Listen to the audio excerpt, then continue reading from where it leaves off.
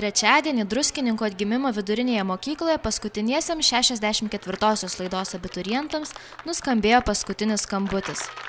Tai ypatinga diena ne tik visai mokyklos bendruomeniai, bet ir moksleivių tėveliams ir artimiesiems. Nuo šios dienos abiturientai pradeda naują gyvenimo etapą ir su jauduliu laukia pirmųjų egzaminų.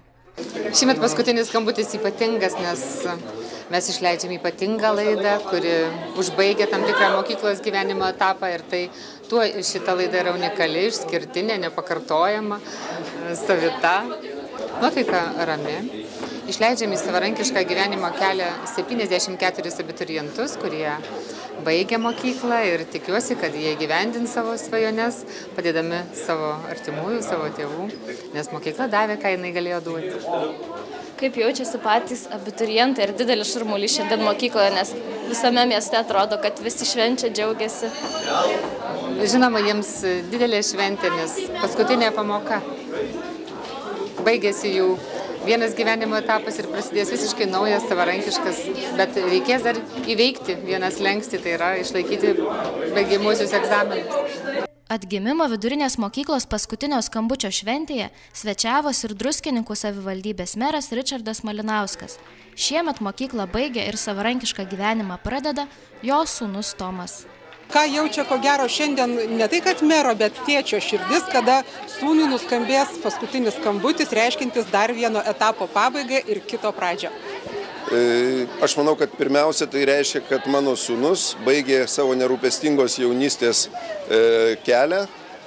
Nuo šiol prasideda, arba jau prieš savaitę prasidėjo jau tas gyvenimo etapas, kur reikia pagalvoti ir atsakingai galvojant apie savo ateitį, padaryti viską, kad egzaminų rezultatai būtų kuo geresni, kad to tolimesnio gyvenimo kelias būtų įmanomai laimingesnis jam, jo būsimai šeimai ir aplinkiniams, su kuriais jis ir gyvens ir bus ir taip toliau, nes aš manau, kad būtent egzaminai tai yra pamato padėjimas ateinančiam gyvenimui.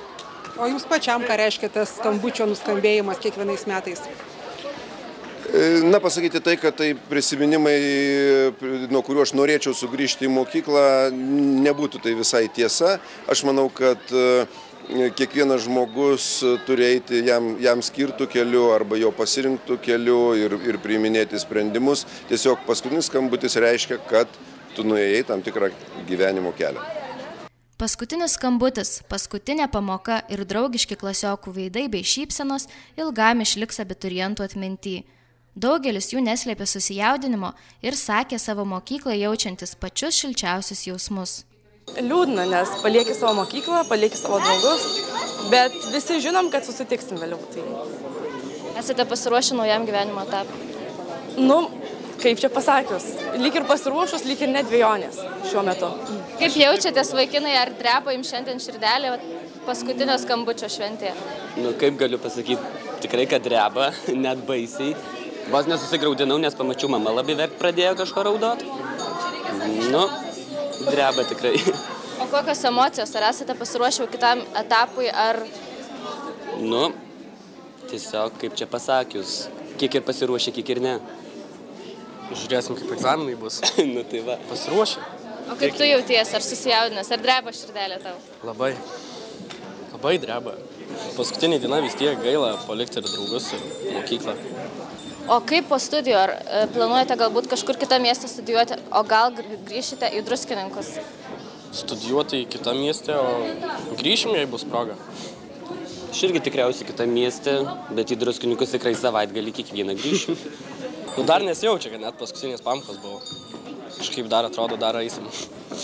Labai keistas jausmas. Iš pradžių, kaip įeidinėjom viską, tai... Nežinau, kažkaip laimingi, o dabar vidury ten to viso proceso kažkaip vėl nuliūdom, vėl laimingi gali, nežinau, labai keista. Renginio metu žiūrovus stebino ne tik abiturientų dainos ir šokių pasirodymai, bet ir mažųjų pradinukų pasirodymai.